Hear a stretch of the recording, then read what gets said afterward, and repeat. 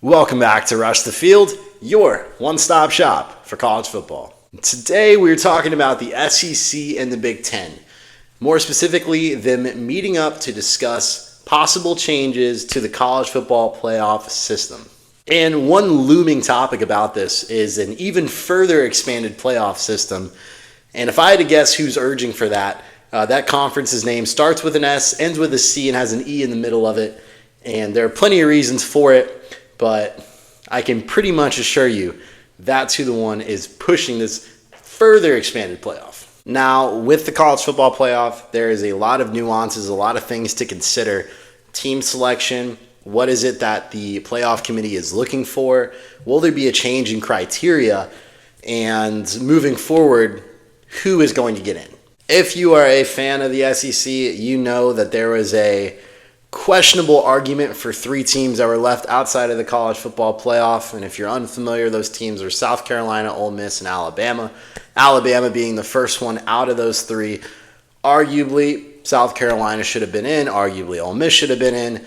There's a lot of discussion back and forth between SEC fans and fans of the sport in general. One of the biggest topics that came about when selecting teams for the college football playoff is all about strength of schedule. Was strength of schedule heavily considered this time around? Will it be considered? That's something that the SEC and the Big Ten, when they meet and talk about, they can understand, okay, well, we play a lot of SCS schools, okay, specifically the SEC. And they get a lot of flack for that, but you have to realize if you're looking at it from a third-person perspective and you don't know who those teams are, a lot of the teams that SEC plays are their own teams in their conference that are already ranked.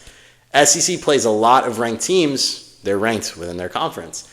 Now, of course, you have the Arkansas, the Mississippi States, the Oklahomas, the weaker side of the SEC teams, and that's fine and dandy and all.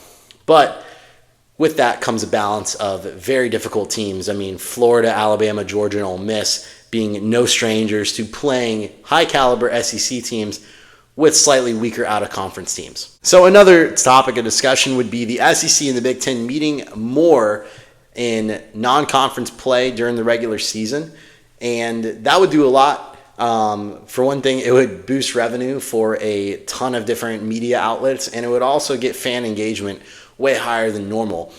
I mean, you have your team that plays Kennesaw State one week or plays Michigan one week. I mean, it's kind of like you're going to flip the script a little bit. You're going to go from a kind of cupcake out of conference game to, okay, now we're strapping in, we're playing dirty, and this is not a gimme game. But when you have those tough out of conference teams, the topic shifts from overall wins to strength of schedule. And there's a lot of discussion about that in general, specifically from the SEC, just because they pride themselves on having a really tough schedule. You've heard that from multiple commentators, multiple SEC enthusiasts, and that's a big thing. Me personally, I would love to see strength of schedule be implemented into the team's selections. And not to knock any teams that were in the playoff that got knocked off the first round or might have made it in, that wouldn't have made it into the 14 playoff. I'm not knocking any of those teams. But I do believe moving forward, we should put an emphasis on strength of schedule so that teams aren't so focused about overall wins. They're focused about being a good team, being whole and well-rounded overall. They're playing tough in-conference teams. They're playing tough out-of-conference teams. And in general, you want that team to be in the playoff if they're playing well against both sides, conference and out-of-conference. And it would be great for the fans. It would be great for boosting revenue. I think that's just the way it should be going. And I'm not saying that that's the way it will be going, but in a perfect world, that's where I think it would be going. A possible another topic of conversation when it comes to changing the playoff system would be the auto bid and the auto buy system. Should conference champions be granted an auto bid or an auto buy, depending on their rank? To me, it's a very, very hard topic to discuss. And a lot of that has to weigh into how are the teams playing throughout the regular season? Did they earn a spot within the top 12? Were they a contender for a top 12 spot regardless of winning a conference championship? And that sits wholeheartedly with me when I think of Clemson. And not to knock Clemson, I think they're a great team overall. But in this past year, being outside of the top 12 for the majority of the year, and then falling short to South Carolina and squeezing out an ACC game because some miracle happened where Miami couldn't pull it off against Syracuse, yeah, to me, that doesn't sit right. Now, granted, Clemson played pretty well against Texas, and I'm not knocking them for being in the playoff whatsoever. You know, if you're in, you're in. That's great. If you're not, sucks. Maybe next year.